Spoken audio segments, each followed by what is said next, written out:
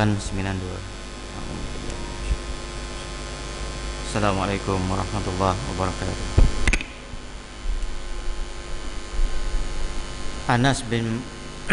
Anas bin Malik radhiyallahu taala anhuma berkata, Nabi sallallahu alaihi wasallam bersabda, yang bermaksud tiada berlinangan air mata kerana takut kepada Allah, melainkan Allah mengharamkan neraka untuk membakarnya. Dan bila air mata itu mengalir ke muka, maka muka itu tidak akan diliputi kekusutan atau kehinaan, dan tiada suatu amal kebaikan melainkan ada ketentuan pahalanya kecuali air mata. Maka ia dapat memadamkan beberapa lautan api. Dan andaikan seorang hamba menangis kerana takut kepada Allah untuk suatu umat, nescaya Allah akan memberikan rahmat bagi umat itu kerana tangisan hamba tersebut. Masih lagi bab sedih kerana berfikir tentang akhirat. Jadi Nabi SAW berkata, dan hadis ini sebenarnya banyak kali kita dengar. Jadi Nabi kata, tiada berlinangan air mata kerana takut kepada Allah, melainkan Allah mengharamkan neraka untuk membakarnya. Pertama sekali dia cerita di sini ialah linangan air mata yang kerana takut pada Allah. Air mata tu keluar kerana takut ke Tuhan, ya, takut kepada Allah. Dia terus Nabi SAW sebut di sini, dia tak kata siapa yang berlinangan air mata. Stop, dia tak kata begitu. Yang dia sebut di sini, siapa yang berlinangan air mata kerana takut kepada Allah, maka Allah Ta'ala akan mengharamkan neraka untuk membakarnya. Sebab ada orang menangis tu kerana dia sakit. Dia sakit, menangis. Kadang-kadang dia menangis itu kerana dia sedih barang dia hilang, ya. Harta yang dia duk cari selama ini, dapat 1 juta ke 2 juta ke, tiba-tiba tipu orang. Semalam saya ada bertemu dengan satu orang, apa tu, toko korporat lah, ya. Dia pergi meniaga, dia kata di Indonesia habis 4.3 juta kena tipu, ya, habis lah. Tetapi Alhamdulillah dapat cover balik. Adab meniaga lah, kena tipu, rugi, ya. Tabung haji pun kena juga, dia kata. Jadi nak senangkan hati dia, tabung haji pun kena, dia kata, ya. Jadi ada orang tu dia cari duit, punyalah susah nak dapatkan 1 juta 2, tiba-tiba Allah Ta'ala uji, orang curi, ya. Orang boleh curi, hilang duit 1 juta, ya. Dan dia bukan main susah nak dapat tu, maka menangis dia, ya. Dan kadang-kadang dia menangis tu bila dia bangun tengah malam, baru teringat pada Allah Ta'ala, ya. Baru dia teringat pada Allah Ta'ala, dia jauh selama ni dengan Allah Ta'ala, maka tengah malam dia bangun, ya, merintih kepada Allah kerana hilangnya harta dia. Ada. Kalau yang jenis menangis jenis kerana hilang harta tu tak ada. Yang menangis kerana takut pada Allah Ta'ala, itu sahaja yang Allah Ta'ala akan haramkan dia punya diri dia daripada terbakar di api neraka, ya. Jadi yang ini ni, menangis kerana takut kepada Allah Ta'ala ni hanya kita je. Okey, menangis kerana takut pada Allah Ta'ala ni dia ada kaitan kerana kadang-kadang kita menangis kerana menyesal di atas perbuatan kita. Itu ada kaitan dengan takut pada Tuhan, kan? Kita menangis kerana menyesali di atas perbuatan jahat kita, perbuatan nakal kita, maksiat kita banyak. Pasal apa nak menangis di atas perbuatan maksiat? Sebab takut ke Tuhan, ya, sebab takut ke Tuhan. Sebab ada kalanya ada perbahasan, ya, ada perbahasan di kalangan ulama, boleh tak kita buat ibadat itu takut pada api neraka? Kita kena takut ke Tuhan, ya. Jadi ada perbahasan ini perbahasan. Boleh tak buat satu ibadat, ya, bangun tengah malam kerana takut pada api neraka dan nak masuk syurga, ya. Jadi ulama bahas, ada setengah kata tak boleh, kita kena solid takut ke Tuhan, Jangan duduk fikir buat ibadat ini nak masuk syurga, takut neraka. Jadi itu dipanggil orang tinggi, makam tinggi. Dia buat tu betul-betul kerana Allah Ta'ala. Dia tak fikir kiri kanan dah. Masalah syurga neraka itu hak Tuhan. Tetapi dia buat betul-betul kerana takut kepada Allah, nak cari keredaan Allah. Itu orang yang biasanya orang tasawuf, orang tarikat, ya. Dia meletakkan diri dia, level dia tu dia buat kerana Allah. Tetapi secara umumnya Yusuf Qaradawi dikata tak ada masalah kalau kita buat ibadat itu kerana takut kepada neraka dan nak masuk syurga, sebab itulah yang Allah Ta'ala nak. Maka di sini ulama itu berhujah, dia kata ini berasaskan kepada firman Allah, fattaqun nar, hendaklah kamu takut kepada Allah, kepada api neraka. Dalam Al-Quran sendiri kata fattaqun nar allati, dalam surah Al-Baqarah tu, hendaklah kamu takut kepada api neraka yang mana bahan bakarannya adalah terdiri daripada manusia. Ya. Jadi dengan sebab itu Allah Ta'ala kata takut ke neraka. Jadi kalau kita buat satu ibadat kerana takut pada neraka, maka itu pun sudah lulus. Dikira takut ke Tuhan, sebab Tuhan pun suruh takut ke neraka. Ya. Qu anfusakum wa ahlikum nar. Tapi ini dia tak direct. Ya. Qu anfusakum wa ahlikum nar. Jaga diri kamu dan juga keluarga kamu daripada sentuhan api neraka. Tapi fattaqun nar direct, takut kamu pada api neraka. Jadi dengan sebab itu kita ambil level yang orang biasalah, senang. Nak buat satu ibadat kerana takut ke Tuhan pun tak apa, nak masuk syurga pun tak apa, sebab dua-dua benda ni Allah Ta'ala maknanya bagi maknanya kata orang, bagi ingatan pada kita. Kamu kena berebut, fikir nak masuk syurga. Kamu buat ibadat kena takut ke neraka. Buat ibadat nak dapat keampunan. Semuanya kehendak Allah Ta'ala. Jadi bila kita buat benda tu kerana sebab-sebab tadi, Allah Ta'ala terima, insya-Allah. Tetapi kalau kita dah tinggi makam, kita buat ni tak ada apa, aku ni buat untuk Allah Ta'ala, pulanglah Allah Ta'ala nak tak aku mana. Ya? Takkan Tuhan nak menzalimi aku bila aku buat ibadat tengah malam, baca Quran tengah malam, kan? Ataupun sembahyang berjemaah setiap waktu, tiba-tiba Tuhan nak letak aku dalam neraka. Tak kena. Aku buat benda baik. Jadi husnuzam gitu pada Allah Ta'ala. Baik, jadi tiada berlinangan air mata kerana takut kepada Allah, melainkan Allah Ta'ala akan haramkan neraka untuk membakarnya. Dan bila air mata itu mengalir ke muka, air mata ni kadang-kadang dia menitis, biasa. Tapi ada air mata kadang-kadang kita tersentuh jiwa kita, kan, mengingati dosa kita ke, mengingati nasib kita, macam Sayyidina Umar. Dia kata seandainya seandainya semua manusia ni masuk dalam syurga Allah Ta'ala, tiba-tiba Allah Ta'ala announcekan salah seorang daripada semua manusia yang ada ni dalam dunia ni, salah seorangnya masuk neraka, orang lain semua masuk syurga. Maka Umar kata, hak satu tu dia kata, aku takut aku dah bimbang aku yang akan masuk dalam neraka.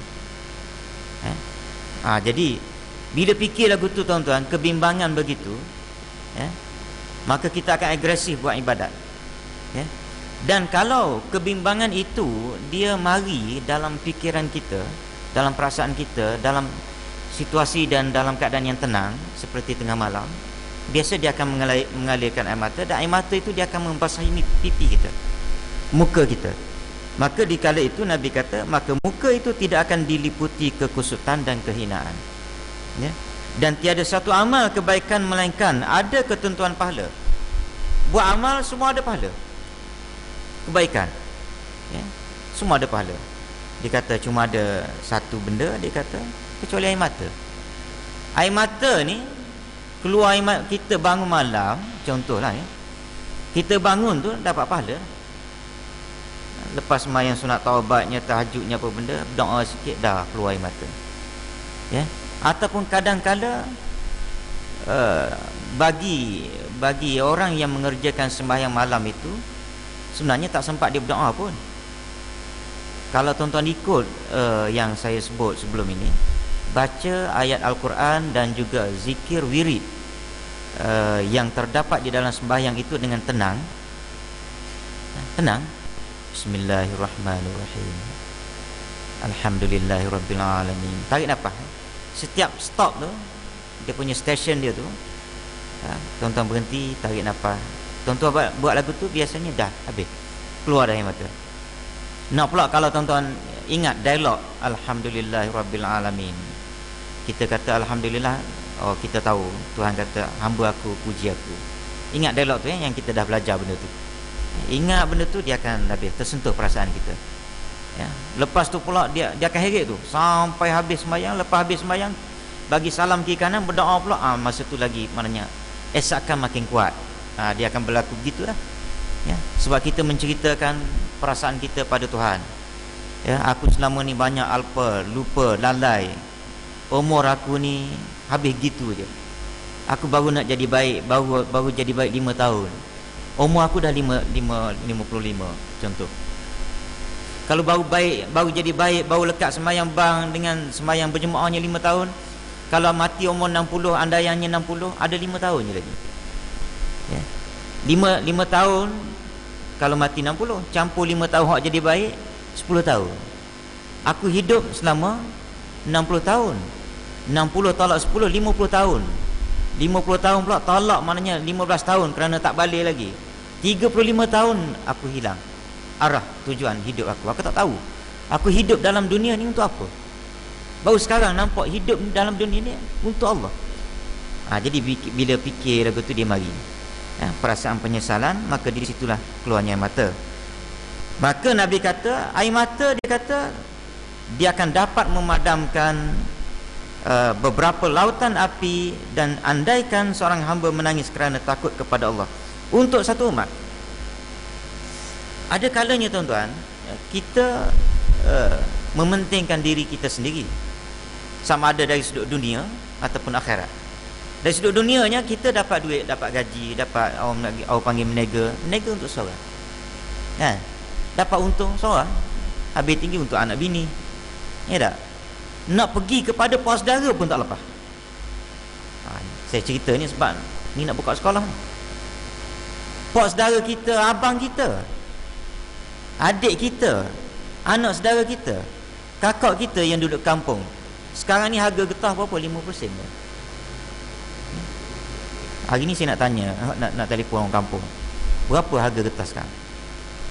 Besok saya khutbah, saya nak cerita supaya orang yang kita yang duduk bandar makan gaji ni dapat bonus. Tolong ingat pada adik-beradik kita, saudara mara kita, orang kampung kita, ataupun orang lain yang susah. Kelapa sawit jatuh, ya. Jadi kelapa sawit, getah jatuh, kita dapat bonus. Jadi kita mementingkan diri kita sendiri, kita makan untuk kita je lah. Tapi ada orang tuan-tuan, dia dapat benda ni, dia teringat ke orang lain. Maka sebab itulah yang saya selalu sebut, ya, kita mesti ada tabung di rumah kita. Pejabat kita ke rumah kita tak kisahlah, kena ada tabung, ya. Sekurang-kurangnya maknanya time begini nak buka sekolah ni dapat ulur 2-300 pada saudara mara kita pun okey lah, kan? Sukanya dia bertuah ada adik aku yang jadi orang. Aku ni tak apalah, aku korban, masa tu aku pun boleh belajar.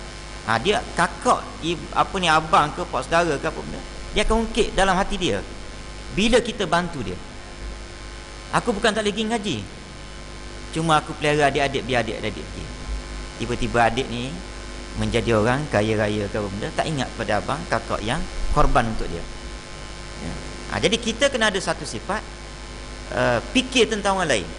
Maka inilah juga yang Nabi kata, kalau ada orang menangis kerana fikir masalah umat ini, dia mikir macam mananya orang Islam sendiri supaya nak suruh main masjid, ya, nak suruh jadi baik. Lepas tu fikir pula macam mana nak suruh orang kafir ni jadi baik, jadi Islam. Kalau dalam otak kita tak ada mikir lagu tu, maka itu menunjukkan kita mementingkan diri kita sendiri. Hak fikir ni tuan-tuan, dia tak ada keluar bajet pun. Fikir dia sedih. Hak fikir tentang kata yang saya sebut tadi, nak tolong anak adik-beradik kita, pak saudara kita, itu memerlukan bajet. Ada munasabah kalau kita kedekut sebab kita cari duit, ya. Tapi takkan nak mikir tentang umat ini pun, kan, yang tak perlu kepada bajet. Nak fikir orang ni pun kita tak terfikir, tak ada dalam kepala kita. Sebab tu saya marah bila saya cukup ialah sebab saya terlibat benda ni, ya. Saya banyak bergaul dengan orang kafir, orang Cina, India, dan dia orang dah sokong Islam. Tiba-tiba orang Islam ni, apa ni, orang kafir ni tuan-tuan, hilang dia punya keyakinan daripada Islam kerana perangai kita, ya. Dia dah hulur kepala dah, ya.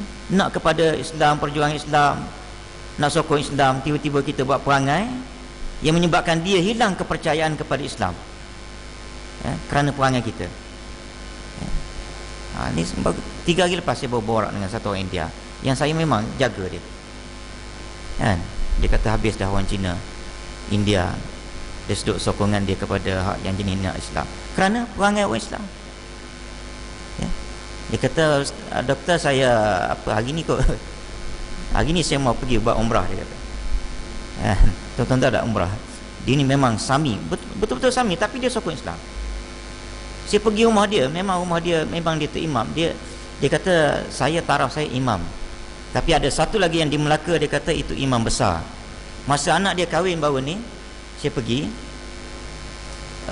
meraihkan. Dia kata dia panggil imam daripada India betul. Dia pakai istilah imam juga, untuk menikahkan anak dia. Dan ikut cerita dia kita bertanya lah sikit. Dia kata sebenarnya India ni, dia kata kalau kahwin sekurang-kurangnya 2 orang imam menikahkan anak dia baru sah. Tapi dia kata sekarang ini orang sudah lari daripada agama, dia kata. Seorang imam pun dah sah, dia kata. Ya, seorang imam pun sudah sah, dia kata. Dia kata sebenarnya kena 2.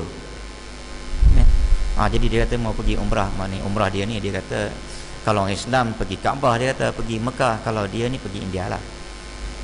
Jadi saya nak cerita pada tuan-tuan bahawa kita kena fikir, berdoa supaya Allah Ta'ala ampunkan semua orang Islam yang masih hidup ataupun yang telah mati. Doa kita ni tuan-tuan, itu fikir kita paling common, fikir yang paling hebat. Doa satu, yang kedua keluar berdakwah. Masa dia di rumah tu kurang, banyak di luar berdakwah. Itu nak fikir, itu yang gaya satu orang yang berfikir tentang masalah umat. Tetapi paling common tuan-tuan, doa Tuhan bagi hidayah pada seluruh umat Islam, ya, supaya kembali pada ajaran Islam, dan ampunkan dosa semua sekali yang masih hidup ataupun yang telah mati, ya. Wallahu a'lam. Bismillah. Alhamdulillah. Wassalatu wassalamu ala asyrafil Allahumma ighfir lana dzunubana wa li jami'il muslimina wal muslimat. Allahumma ij'alna minal ladzina yastami'una al-qawla fa yattabi'una ahsana.